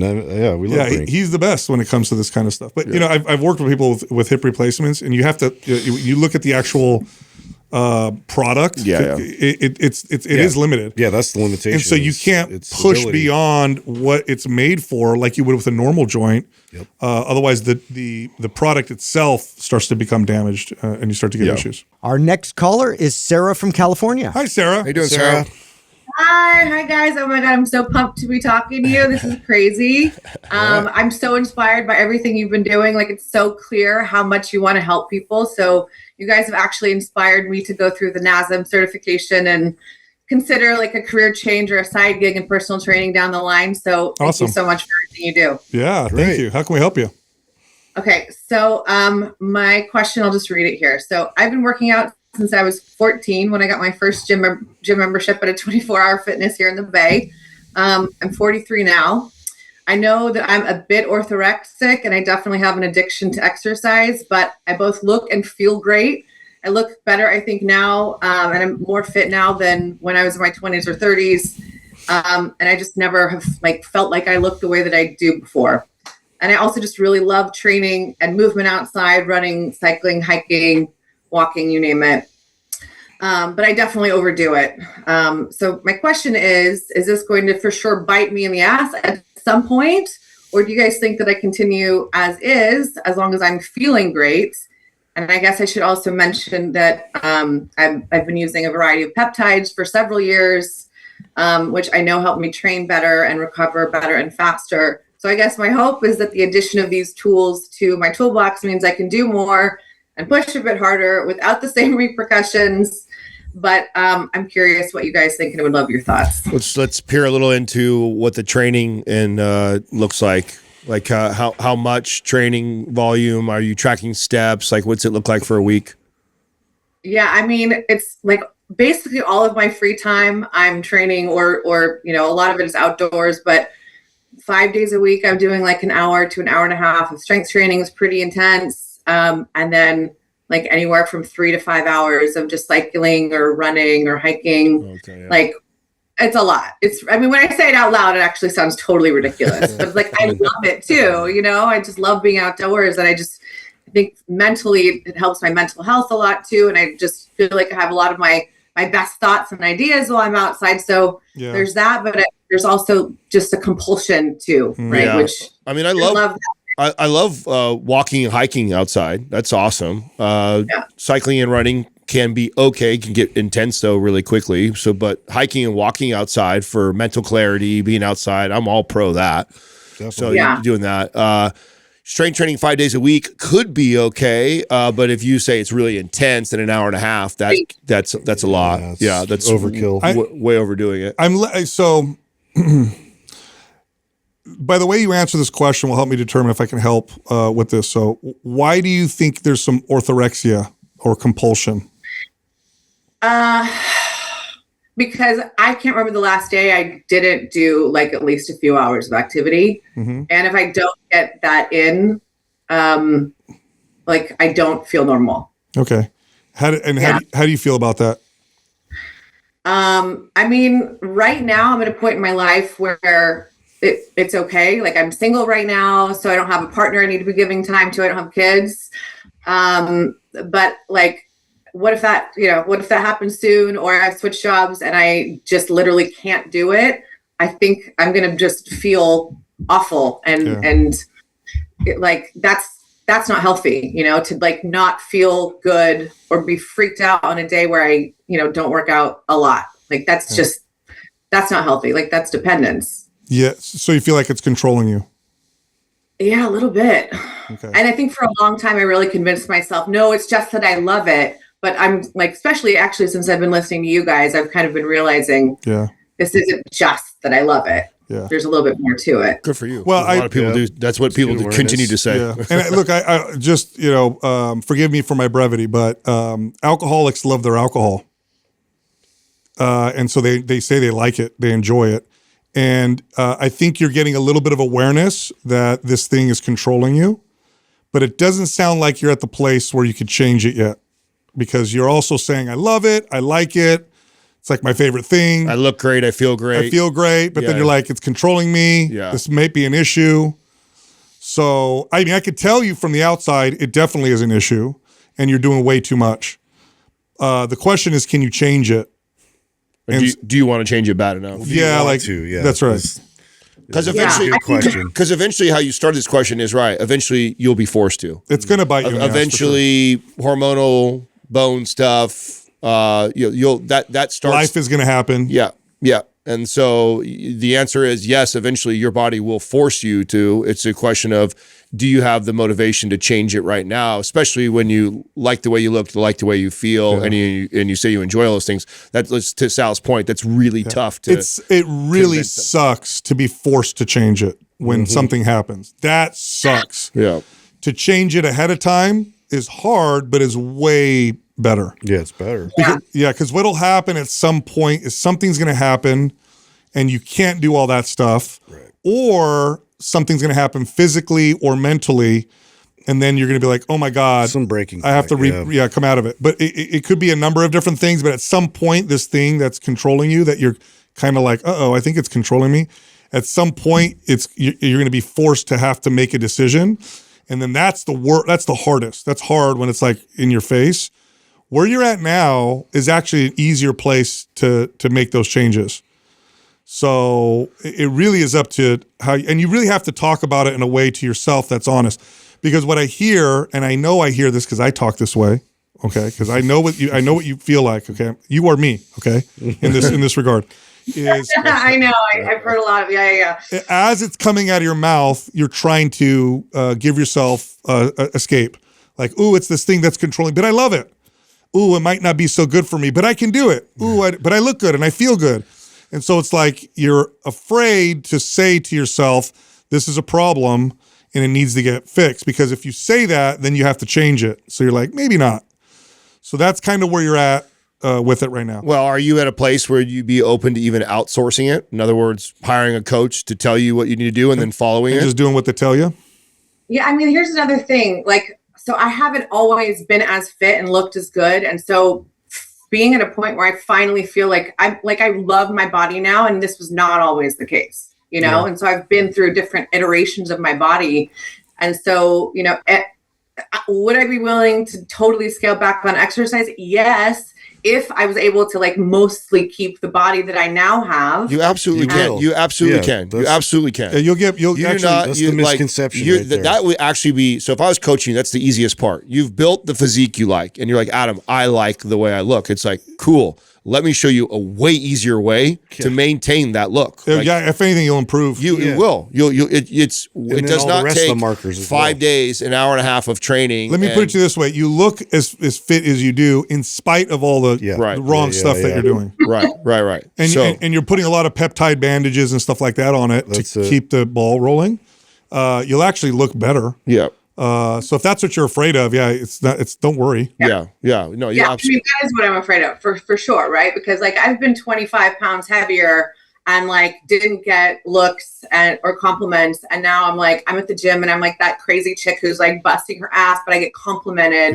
You know, I get women complimenting me on my arms, which is awesome, and I used to hate my arms. So like, if I can keep all that and do way less, I'm definitely like at a point where Sarah, you're totally Sal. Sarah, listen to me. No, I don't do it for compliment. I get no compliment. Salina, Sarah. That's why he wears that wife beater in the gym all the time. Sarah, I thought it was wife. It was like a wife sub. You changed the name of it recently. Wife pleaser. The wife pleaser. Which sounds just as bad somehow. Rib tank top. Sarah, you're already a valuable person. Yeah. You're already worthwhile. Yeah. All that outside whatever it's meaningless. Yeah. You're already worthwhile. You're already great, and you don't need all that. You really don't. And in fact, it's keeping you trapped. No.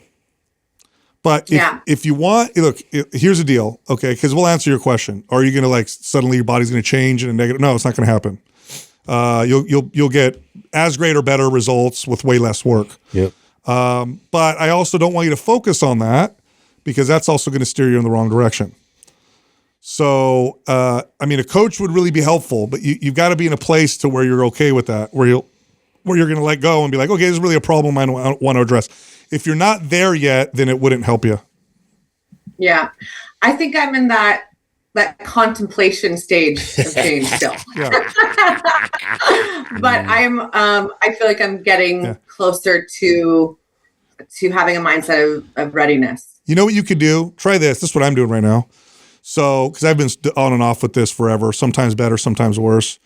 I started doing where every other week I don't do any. So this is for me. This wouldn't look like it for you, but for me, every other week I do 0 to no, almost no strength training, and I just do cardio, because that's the thing for me is walking. Strength training. He should say he doesn't do cardio. I just do walking. Yeah. Okay. So maybe it looks like this for you. Instead of what you do every single day, maybe it's like, okay, on Wednesday and Friday, I'm cutting it way down, and then wait, and then see what happens, and then slowly step ladder yourself towards doing less. maybe it's one day. Maybe it could be like, all right, Fridays, instead of doing an hour and a half of strength training and all this cardio, maybe it's like, I'm going to do nothing, or I'm going to just go for a hike or something like that, and keep it light, because you could also turn that into, crazy, and just step ladder yourself. For me, it's every other week, because that seems to be what I can do right now. How is your thought process and your mental health as you go through this? He sucks at it, so I don't know why he's talking about it. No. I just started. He needs a coach. You need a coach. Yeah, that's why. I just started it, and so this is week 2. So I just got into it. But what helped me was on the week I'm not strength training, I'm listening to books that I'm really interested in. So I look forward to that. So I walk on the treadmill and I listen to a book, because just doing nothing is too big of a bite for me. So I'm like, okay, so every other week so maybe there's something else that you're really interested in, that you really like to do, whether it's a book or you go, it's just something that's not exercise. And then, because not doing something is hard, but doing something else in replace of it is easier. Yeah. So maybe it's yin yoga. Yin yoga would be great for someone. The hardest part, Sarah, if I was coaching you, the hardest part is I'm going to tell you that I absolutely can keep the body, or even better if you wanted, but I also simultaneously need you to let go of that at the same time. That's the hard part. So it's like, I could guarantee you as the coach, I could say, hey, don't worry, I'll keep this body the way it is, or maybe even improve it. But I also need you to just trust me and let it go while we do this. And so that part, that letting go process, that's the hard part. And that's the part that you have to separate from. That's what this guy is still struggling with, is completely letting go of that. And going a total different direction. He's easing himself in with the walking stuff. But so what my journey looked like years ago is like part of like getting into a whole different modality. Like, let go of the jacked look. I can go get that anytime I want. And you can too. You've already proven that. Mm-hmm. You've proven you have the ability to go get that. So now try and train yourself. Can I let it go? It doesn't mean be unhealthy and I'm saying get fat. I'm just saying let that focus go. And focus on something else for a while, and know that you got that in your back pocket if you ever need to. That's the growth part right here on your journey that you need to get through. And that on the other side of that is a healthier version of you, a fitter version of you, and way less control and effort towards it. Sarah, how's your social life with friendships and stuff, or does it all revolve around the gym? I mean, right now, there's not much, but I just got back to the Bay after living abroad for a couple of years. And also, like, I went to Burning Man for 10 years. And so my previous life was like a bit of a partier, and all my friends love to party, and I want nothing to do with that. So I think I've just kind of shifted that all my energy into like health and fitness, but now I've overdone it, Yeah. Well, I mean that's another thing that could help is seek out kind of social find your community. Yeah, social community. For me, it's my church. That's actually helped me quite a bit, and that's the other thing too. Because otherwise, you have all this time on your hands, and you're like, I'm going to go to the gym because I like doing that. I know. Yeah. I'd love to see you get coached. I know you say you're contemplating right now, but a good coach for a good. I'm getting closer. Okay. Yeah. Okay. All right. Okay. Well, if you're like, okay, I'm ready to do that, you let us know. We got some great coaches here. You're not far from us either, by the way. So you can you could even do personal training here on occasion. Yep. Like once a week or once every other week, and actually come into the studio and work with one of our trainers. Oh, that'd be awesome. I would love that. Yeah. Would you? You want somebody to call you? Absolutely. Yeah. Why not? Yes. All right, let's do that, and we'll see you because we're here. We'll get you down here, Sarah. Awesome. All right, guys. Well, thank you so much for your time and for everything you do. I appreciate it. You got it. Thanks. Okay. Bye. Cheers. She also works for the Enhanced Games. Did you see that? I did see that. She seeks out talent PR for the shut up for the marketing. Oh, that's cool. Should be cool. Oh, that's good. I hope she comes down here then. Which also makes it more difficult because you're working in the Enhanced Games. It's kind of a skewed environment. Yeah. I mean, I know. Listen, if I didn't have kids and a wife and all that stuff, I mean that I know exactly. In the gym. That's what I would do all the time. Leave. Yeah, because you got to find other things that you can replace it with. What are you talking about? You still already do. I don't go. I'm not 3 hours. He a day. interrupts it. Well, no, okay. I'm saying if I had. Yeah, but you'd never miss. Yeah, but my point is, I'd be 3 hours a day if I didn't have. You'd that be stuff. even worse. Yeah, you'd be even more crazy. That's right. Yeah, no, it's. I mean, still at that place where this is where it's hard. when, again, and I think this is the exact same challenge that you feel with it is you're healthy, you're fit, you look good. Yeah. You know what I'm saying? So it's really tough to tell somebody to break that when they have all these positive things that they have felt from it and their body's not screaming at them. That's right. And telling them they can't do that. But there's also other sides of this. Sometimes too, it's not just dysfunction on that side. It can become dysfunctional in your social and your. That's why I asked her. Yeah, because she probably doesn't have like social this. life. You can't work out that much and not have. I mean, and if you don't have that and you feel kind of lonely, or and what happens is that person ends up that type of person. Lots of friends and being close to like this. You either don't, or you find another person with the same issue. Of course, and then you both obsess over it together. And that's why we see so many people in the fitness space that are both bikini competitor and bodybuilder, together because they share this addiction together because they can't date anybody else that is at all balanced because it doesn't work. So they have no idea, and they tell themselves they're so in love and they have all this in common when it's like, yeah, you have this unhealthy relationship with exercise that's in common. And so got to break free of that or you'll have a really hard time connecting to somebody who doesn't want to take 3 hours of walk a day and 1.5 hour training sessions every single day and measure every food they eat. Totally. All right, I know you liked that episode. If you did, check this one out. 30% body fat. For men, this is way too high. This is actually a bit high for women as well. So in today's episode, we're talking about how you can go from 30 to 10. What is 10% body fat? This is when you have a visible six-pack. Can you go from 30 to 10%? Yes, it's possible, but not if you guess along the way. So we're going to talk about how you can do that in today's episode. Now, there's a huge range, right, of like body types. Yes. Some people can run a little bit heavier or a little bit higher body.